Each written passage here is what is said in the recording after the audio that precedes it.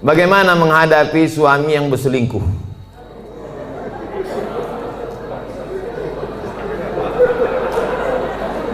Udahlah dikasih zakat, berselingkuh pula. Ilaha illallah. Parah kali orang Medan ya. Ibu punya wali 6 orang. Jadi bukan ibu memanggil bapak itu dengan membawa centong, sini bang, bukan gitu. Ibu punya wali 6 orang. Pertama ayah, yang kedua atuk opung, yang kedua abang ayah, yang ketiga adik ayah, yang keempat abang, yang pertama ayah, yang kedua datuk opung, yang ketiga abang, yang keempat adik laki-laki, yang kelima abang ayah, yang keenam adik ayah. 6 wali ibu itulah yang menyelesaikan ini. Maka dipanggilnya lah, setan, sini kau sebentar. Orang berselingkuh itu mesti gitu manggilnya. Tak pula kita panggil, kepada menantu kami silakan datang. Mana lah tengkuk dia. Kalau ada yang polisi, tentara situ, cabutkan pistol, letakkan di atas meja tuh, pang, letakkan. Biar tahu dia. Walaupun tak ada pelornya. Ku dengar kau udah selingkuh. Kemarin tertangkap screenshot SMS. Ini dia kan, ini foto perempuan tu kan. Kau jangan macam-macam. Kau berhenti selingkuh. Kalau kau tak berhenti, jadi kasih dia mop, di mop dia sikit. Habis itu berhenti. Iya pak, aku stop nih. Ada berhenti dia. Tinggal lagi ibu. Mau ibu menerima barang second nih?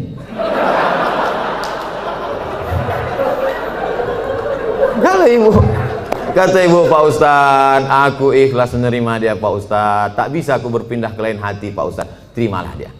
Tapi jangan sampai mulut ibu berkata bisa, tapi hati ibu tidak. Itu bahaya. Lain di mulut, lain di hati. Ada lagunya itu. Kalau ibu berkata bisa, katakanlah bisa. Tapi kalau katakan tidak, katakan tidak. Karena banyak perempuan berkata mulutnya bisa, tapi pas begitu jalan bersama terbayang dia selingkuhan siapa sih. Itu menjadi masalah. Hidup ini singkat bu.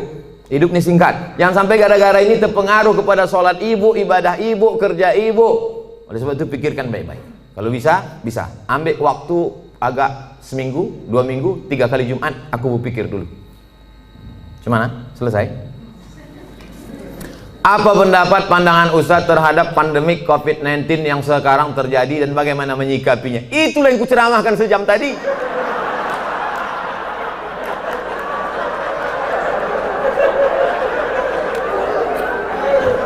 Itulah yang kucakapkan dari tadi. Mungkin pertanyaan ini ditulis sebelum tadi datang diserahkan ke panitia. Jadi sebetulnya sudah terjawab. Kalau tak terjawab juga, tinggal tonton aja Ustadz Abdul Somad Official Channel. Subscribernya udah 1 juta. Mana tahu nanti dicarinya yang mana channel itu yang ada 1 juta subscriber. Jika kita mengetahui bahwa pasangan hidup kita telah mengikuti ajaran Syiah, apa yang harus kita lakukan? Apa hukumnya?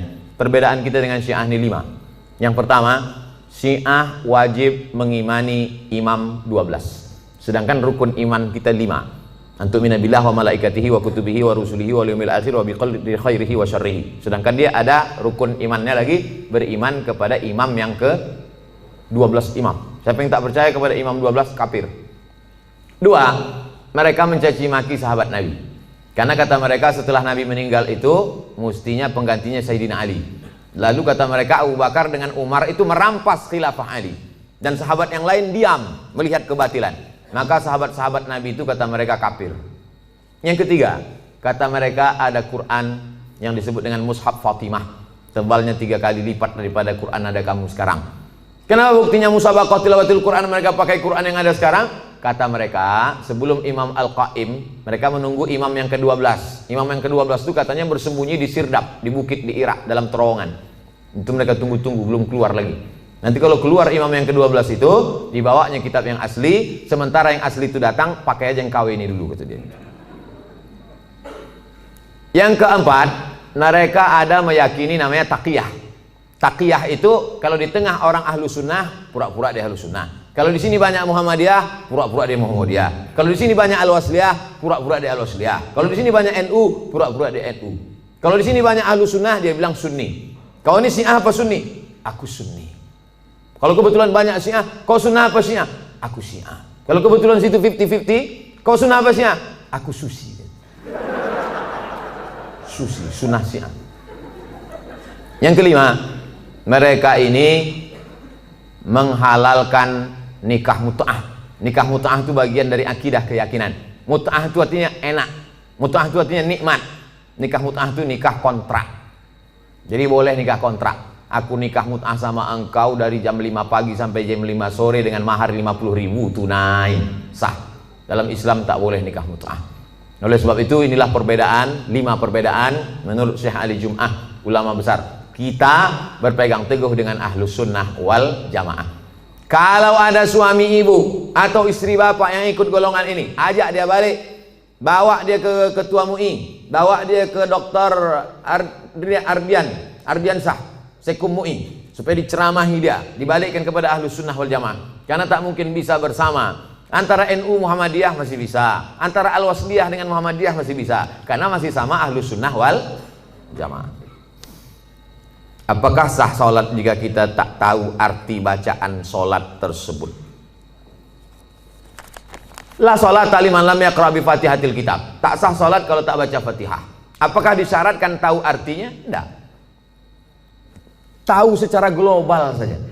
Allahu akbar kabira walhamdulillahi katsira subhanallahi bukratan wa asila. Tahu secara global. Apalah arti doa iftitah itu? Allah Maha besar. Selebihnya yang kau tanya aku, macam tak ada lagi pertanyaan lain. Nah, gitu cara jawabnya kalau kita tak tahu. Habis itu Fatihah.